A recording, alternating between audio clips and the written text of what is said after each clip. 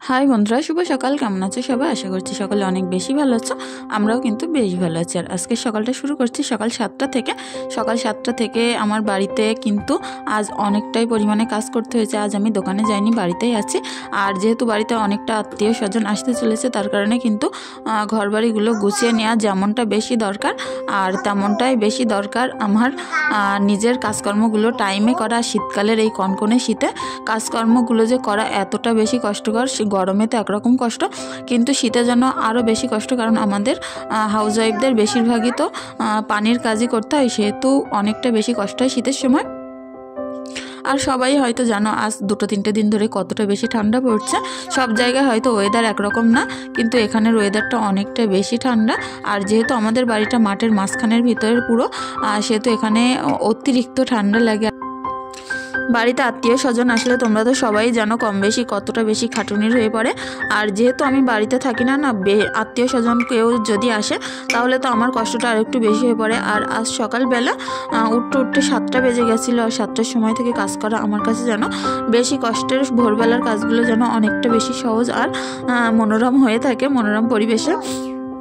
কিন্তু এই বেলার দিকে উঠলে না কাজকর্মগুলো একেবারে তর পাওয়া যায় না যে কী করব। আর প্রথমে আমি ঘরবাড়িগুলো গুছিয়ে ঝাড়ঝুট দিয়ে নেই, এটাই কিন্তু আমার প্রথমে মনে হয় করা উচিত। আর তারপর আমি চলে আসি বাসন মাজার দিকে। আর তারপরে বাসি কাজকর্ম যেগুলো থাকে উঠোন টুটন ঝাড় দিয়ে স্নানটা সেরে তারপরে আমি কিন্তু বাড়িতে থাকলে রান্নাটা করতে যাই। আর দোকানে থাকলে না সব দিন স্নানটা সকাল সকাল করা সম্ভব হয় না। যাই হোক, শীতের সময় একটু দেরি হলেও ঘুম থেকে উঠতে কাজগুলো কিন্তু বেশ তাড়াতাড়ি হয়ে গেছিলো। 3-4 হাত পা দিয়ে যেন কাজকর্মগুলো করছিলাম, এতটা বেশি তাড়াতাড়ি আমি কাজগুলো করছি। আর ওদিকে আমার ননদ এসে গেছে, ননদের কাছে মুরগিটা কাটতে দিয়েছিলাম। ননদ ওদিকে পুকুরের ঘাটে বসে মুরগিটা কাটছিল। আর বাদবাকি কাজগুলো আমি তারে সংসারের কাজগুলো সেরে নিলাম।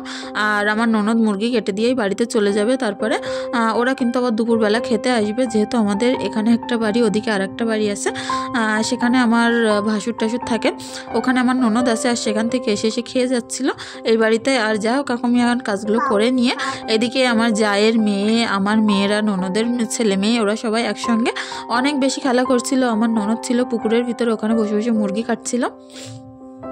যাই হোক, এখন ওর মতো কাজ করছে আর আমি আমার মতন জামা কাপড়গুলো কেচে দিয়ে দিচ্ছি। কোনো লোক কুটুম আত্মীয় স্বজন আসলে না কেউ যদি হাতের কাছে একটু আড়িয়ে দেওয়ার লোক হয় অনেকটা বেশি উপকার হয়। আর এটা দাঁড়িয়ে আছে আমার জায়ের মেয়ে, ও না ঈশাকে অনেক বেশি দেখছিল। আর ঈশা যেহেতু বাইরে থাকলে বেশিরভাগই পুকুর ধারে, পানির ধারে বেশিরভাগ চলে যায়। আর আমার জায়ের মেয়ে আর সিমরান একসঙ্গে খেলা করছিল ওর সঙ্গে, কিন্তু ঈশাও বেশ চুপচাপ ছিল। আর এখন দেখো ঘরবাড়িগুলো টান টান করে সুন্দরভাবে গুছিয়ে স্নান করে বেশ নিজেকে একটু ফ্রেশ লাগছে। যাই হোক, এখন আমি রান্নাবান্নাগুলো করতে যাবো। তার মধ্যে দেখো উনুনে তো রান্না করা হয় না, উনুনের অবস্থা কিন্তু প্রচুর খারাপ। আর দীর্ঘদিন যদি উনুন পড়ে থাকে তাহলে কিন্তু এমন অবস্থাই হয়। আর আমাদের এখানে না পানি পুরো নোনা পানি, আর নদী পাশে, যার কারণে আমাদের এখানে যে কোনো মাটি এরকম লাল লাল টাইপের হয়ে যায়, ঝরে ঝরে পড়ে যায়। মাটিতে কোনো আটা থাকে না। যে এই উনুনটা পাতা বেশি দিন না, কিন্তু একেবারে ভেঙে চুরে খারাপ হয়ে গেছে। এতে আবার যদি রোজ ল্যাপা পড়তো, রান্না পড়তো, তাহলে হয়তো উনুনটা ভালো থাকতো। এখন আমার মাথায় যেন বাস পড়ার মতো অবস্থা হয়েছে যে এই দুপুরবেলায় উনুনের এই অবস্থা। এখনও পর্যন্ত বাচ্চা কাটার কোনো কিচ্ছু হয়নি, তার মধ্যে আমি কী করে সকাল সকাল রান্না করব। লোক কুটুম নিজেরা দেরি করে খায় একরকম, কিন্তু আত্মীয় স্বজন আসলে কিন্তু তাড়াটা একটু বেশিই থাকে। আর হয়তো তোমাদের ক্যামেরার সামনে কিছু কিছু কাজ দেখাচ্ছি, কিন্তু আরও বাদবাকি যেসব কাজগুলো এদিক ওদিক করতে হচ্ছে সেগুলো তো আর দেখাতে পারছি না। কতটা বেশি আজ আমাকে যে ছুটতে হয়েছে বলার কথা নয়, পুরো 2 পা পুরো ব্যথা হয়ে গেছিলো সন্ধ্যেবেলা, এতটাই কষ্ট হচ্ছিল বলার কথা নয়। আর একা সংসার হলে কিন্তু এরকমই হয়, যদি কেউ একটু বেছে কুটে গুছিয়ে দেওয়ার লোক হয় তাহলে কিন্তু আরও একরকম হয়। আর আমার বর ওদিক থেকে আমার মাকে নেমন্তন্ন করেছিল, মাও কিন্তু খেতে আসবে। আমি বলছিলাম যতটা পারি আমি তারা করতে থাকি, আর বাদবাকি কাজগুলো বাসা কোটা যেগুলো হয় সেগুলো আমার মাকে দিয়ে করিয়ে নেব। ননদ মুরগিটা কেটে দিয়ে চলে গেছিলো। আর এদিকে আমি বাদবাকি কাজগুলো করে নিচ্ছিলাম। আর উনুনটা একজন এসে বলছিল, তুমি এই যে ভিজে উনুন কি কখন শুকাবে আর কখন রান্না করবে? আমি বললাম এটাও তো একটা বড় চিন্তার বিষয়। আর যাই হোক, এখন লেপে মুছে দেই, তারপরে আর বাসাকোটাগুলো করতে করতে উনুনটা শুকিয়ে যাবে ঠিকই। আর এই উনুন না শুকালে তো আর রান্না করতে পারবো না, পুরো মাটি ঝরে ঝরে পড়ে যাচ্ছিলো। উনুনটা যখন পেতেছিলাম না এতটা সুন্দর হয়েছিল, যে দেখতো সেই বলতো এমন উনুন আমার একটা পেতে দাও। আর এখন না লেপে না রান্না করে উনুনের অবস্থা প্রচুর খারাপ। তার মধ্যে আমি এখন উনুন টুনুন লেপে হাত মুখগুলো মুছে এখন আসলাম ঈশাকে ঘুম পাড়িয়ে ওদিকে ভাতটা বসিয়ে দিয়েছি। এখন উনুন টুনুনগুলো শুকিয়ে গেছে। আধ ঘন্টার মধ্যে দেখো কতটা শীতের সময় টান প্রায় শুকিয়ে গেছে। আমি কিছুটা বাসাকোটা করছিলাম, ওদিকে আমার মা কাটাকুটি করছিল, ওদিকে উপরে হাঁড়ির ভিতরে কিন্তু রান্না ভাতটা বসিয়ে দিয়েছি, ওদিকে পানি বসিয়ে দিয়েছি। এখন একে একে রান্নাগুলো করে নেব। তার মধ্যে সিমরান বোতলে তেল ঢেলে দিচ্ছিলাম। যাই হোক, সিমরান আমি দুজন মিলে এখন তেলগুলো সুন্দর করে ঢেলে নিচ্ছি। আর বোতলের থেকে দুটো বোতলে ছিল, একটাই করে নিলাম, একটু সুবিধাই হবে। আর তারপরে টাটনাগুলো করে আজ করব মাংস, বেগুন আলু আর ছোট মাছ এনেছে, সেই মাছ দিয়ে বেগুন আলু করবো। আর ওদিকে কিন্তু ঈশা এতটা কি বলবো, যে এতটা বেশি ঘুমিয়েছে, আমার কাজগুলো না একটু সহজ হয়ে পড়েছে। ঈশা যদি একটু ঘুমায় না, তাহলে আমার কাজগুলো বেশি সুবিধার হয়ে পড়ে। আর আজ একেবারে কাজের দিনে ঈশা একটু বেশি ঘুমিয়েছে। যাই হোক, কাজগুলো আমার একটু বেশি সুবিধা হচ্ছিলো। আর এই কাজকর্মগুলো করতে যে আমার এতটা কি বলবো, যে একা হাতে করতে গেলে না প্রচুর বেশি কষ্ট হয়। আর বন্ধুরা, তোমরা যে যেখান থেকে দেখছো, তোমাদের কাছে একটি অনুরোধ রইল, প্লিজ ভিডিওটি যদি ভালো লেগে থাকে অবশ্যই চ্যানেলটি সাবস্ক্রাইব করে পাশে থাকতে পারো। আর যদি বেশি কিছু ভালো লেগে থাকে অবশ্যই একটি লাইক, একটি কমেন্ট করে দিয়ে যেতে পারো।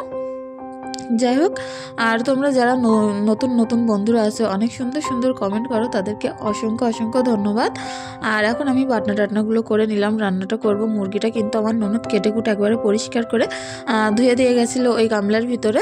আর এখন উনুনটা যে এতটা বেশি অসুবিধা হচ্ছিলো বলার কথা নয়, রান্নাই করতে পারছিলাম না, পুরো ভিজে উনুন ছিল। হাঁড়িটা এপাশে দিয়ে একটু পানিটা গরম হয়ে গেলে ওপাশে বসিয়ে দিলাম, দিয়ে এ কড়াই আমি মাংসটা করে নেব। আর কড়াটা প্রচুর বড় ছিল, যার কারণে মাংস রান্না করতে এরকম কড়া কিন্তু অনেক বেশি ভালো হয়। আর যখন আমি মাংস রান্না করি, বেশি লোকজন আসে, তখন আমি এই বড় কড়াটাই করি। আর এতে কড়াটা এতটা সুন্দর না বলার কথা নয়, এতে একেবারে তলায় লাগে না, একেবারে সুন্দরভাবে হয়ে যায়। যাই হোক, এখন টাংসগুলো পেঁয়াজ আদা রসুন লাল করে কষি, ওর মধ্যে একটু নুন হলুদ দিয়েছি। আর দিয়ে এখন আমি মাংসগুলো তুলে দিচ্ছি, দিয়ে একে একে হলুদ গুঁড়ো আর একটু লাগবে, আর এর মধ্যে একটু লঙ্কার গুঁড়ো, ধনিয়া গুঁড়ো, জিরে গুঁড়ো আর গরম মশলাটা একটু লাস্টে দেবো। লঙ্কার গুঁড়োটুড়ো দিয়ে রেডি করে নিয়ে আমি এখন মাংসটা রান্না করে নেব। আর যেহেতু বাড়িতে তেজপাতা ছিল না, সেহেতু মাংসে আজ তেজপাতা দিতে পারিনি। যাই হোক, এখন রান্না করতে করতে মশলাগুলো আমি সুন্দর করে ঢেলে নিচ্ছিলাম পাত্রের মধ্যে।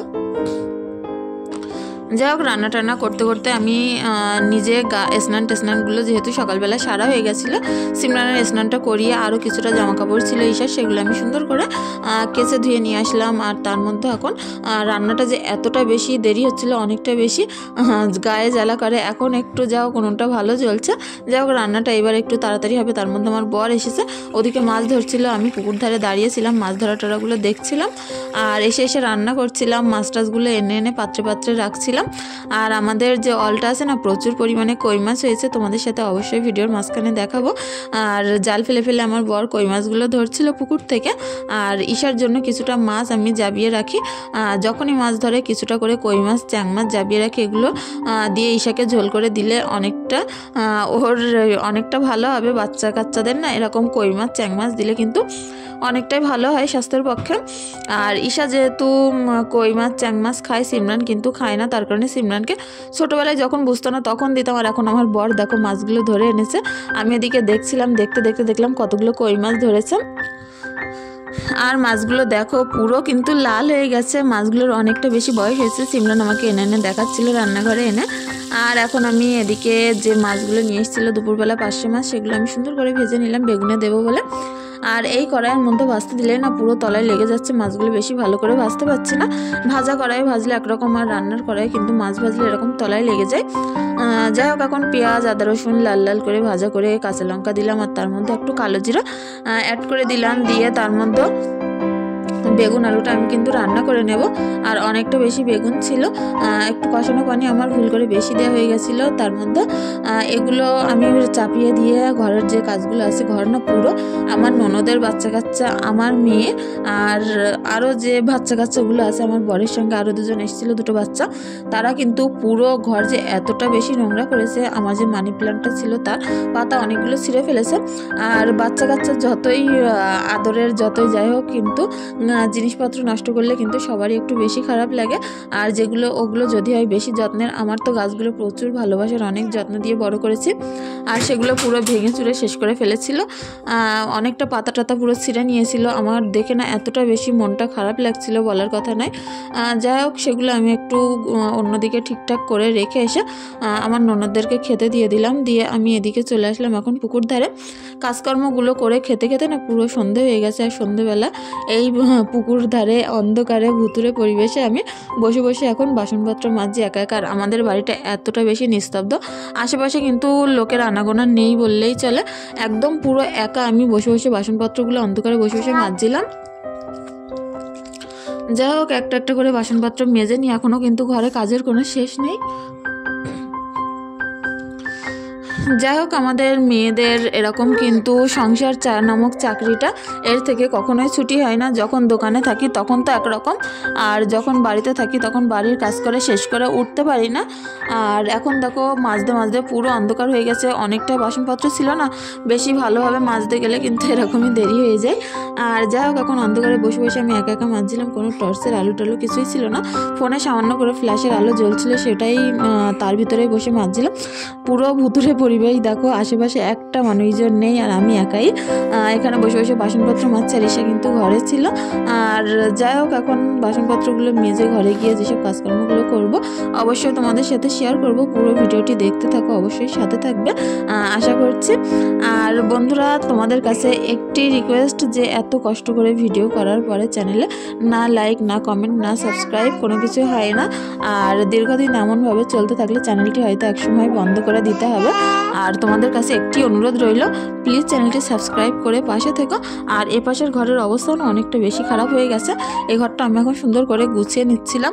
আর লোককুটুম আসলে তো জানোই যে কতটা বেশি ঘরবাড়ি নোংরা হয়। যাই হোক, এখন এতটা সকাল থেকে যে জামা কাপড় কেচেছি বলার কথা নয়, সেগুলো আমি সুন্দর করে একটা একটা করে এখন আমি ভাঁজ করে নিচ্ছিলাম। এদিকে খানিকটা ওদিকে খানিকটা, আমার যেন কাজের আজ পুরো শেষ নেই। 2 হাত আর 2 পা যে এতটা বেশি যন্ত্রণা হচ্ছিল সিজারিংয়ের কারণে, কোমরের কথা তো বাদই দাও। আর এখন এ ঘরে এসে দুপুরবেলা যেহেতু একটুখানি শুয়েছিলাম 10 মিনিট মতো, সেহেতু কম্বল কাঁথা টাতাগুলো পড়েছিল, সেগুলো এখন সুন্দর করে ভাঁজ করে নিচ্ছি। আর ঈশা কিন্তু ঈশার মতন সব সময় জিনিসপত্র নষ্ট করতেই থাকে। আমি যখনই ও ঘরে যাই, এসে দেখি আমার বলে আমি করিনি, তখনই বুঝতে পারি যে ও নিশ্চয়ই কোনো কিছু গন্ডগোল করেছে। সেগুলো পরে আমি যখন দেখি ঠিকই কোনো না কোনো গন্ডগোল করে। তার মধ্যে চোখে একটু কি অসুবিধা হচ্ছিল, চোখটা আমি সুন্দর করে একটু মুছে দিলাম, চোখ দিয়ে জল ঝরছিল। আর এখন কাঁথা কাপড়গুলো সুন্দর করে গুছিয়ে ঈশার জায়গাটা করে নেবো। কতবার যে ঘুম পাড়ানোর চেষ্টা করছে, কিছু মতোই ঘুমাচ্ছে না। ও ঘুমালে আমার কাজগুলো সুবিধার হয়ে পড়ে। আর অনেক সময় কিন্তু সন্ধে হলেই ঘুমিয়ে পড়ে, আজ না মোটেও ঘুমায়নি। এখনো পর্যন্ত কাজের কোনো নিস্তার নেই। আমি পুরো কি বলবো, আমার জীবনটা পুরো কাজে কাজেই ভরা। এ জীবনে কোনো না আছে অবসর, না আছে কোনো বিশ্রাম, না আছে কোনো পেনশন। একেবারেই অনর্গল অবিরল ধারায় চলতে থাকে আমার এই কাজকর্মগুলো। আর এই অবিরত চলতে থাকে সবসময় কাজের জন্য, ছোটার জন্যই জন্মেছি হয়তো পৃথিবীতে, আর কাজের জন্যই জন্মেছি, যার কারণে বাইরে ঘরে সব কিছু নিজে হাতেই কিন্তু সামলাতে হয়। আর যাই হোক, এখন সব কিছু করে নিয়ে বাসনপত্রগুলো উপর করে নিচ্ছি। আর কথা বলার মতো কি কাজ করার মতো না ছিল মুড, না ছিল কোনো ধৈর্য। আর তার মধ্যেও কিন্তু কাজগুলো করছিলাম, কারণ আমার কাজ ফেলে রাখলে তো 2 দিন 4 দিন পরেই থাকবে, কেউ তো আর করে দেবে না, নিজের কাজ তো নিজেই করতে হবে। সেই কথা ভেবেই ভাবছিলাম যত রাতাই হোক ঘর বাড়িগুলো পরিষ্কার করে সব কিছু গুছিয়ে ঝাড়ঝুট দিয়ে মেজে জামা কাপড়গুলো ধুয়ে, এখন ঈশার কিছু জামা কাপড় ছিল সেগুলো ধুয়ে দিলাম। দিয়ে তারপরেই কিন্তু ঈশার এই যে জায়গাটাগুলো আমি করে নিচ্ছি। আরও একবার চেষ্টা করব ওকে ঘুম পাড়ানোর জন্য। মাথাটা এতটা পরিমাণে যন্ত্রণা হচ্ছিল বলার কথা নয়। ভাবছিলাম এইবার একটু চা করে আনবো, ঈশার জায়গা করে দেখি ঘুম পাড়াতে পারি কিনা, কিন্তু সে কাজে আমি ব্যর্থ, ঈশাকে ঘুম পাড়াতে পারলাম না। হাত পাগুলো আর চলার মতো অবস্থা ছিল না, অনেকটা বেশি কষ্ট হচ্ছিল। মনে হচ্ছিল এইবার একটু শুতে পারলে হয়তো বাঁচতাম। যাই হোক, 1 কাপ চা নিয়ে এখন অন্তত কিছুক্ষণ বসে থাকবো, যত কাজই হোক আর ঈশা যত নোংরাই করুক। এখন আর অন্তত খাট থেকে আধ ঘন্টার নিচে আমি নামছি না। কিছুক্ষণ রেস্ট করার পরে মুডটা একটু ভালো হলে তারপর নেমে আবারও যেগুলো ঘুরাবে সেগুলো গোছাবো। এরকম সারাদিনে আমার চলতে থাকে। যাই হোক, তোমরা আমার ভিডিওটি দেখে যদি কিছু ভালো লাগে একটি লাইক, একটি কমেন্ট করে দিও। আর সকলে অনেক বেশি ভালো থেকো।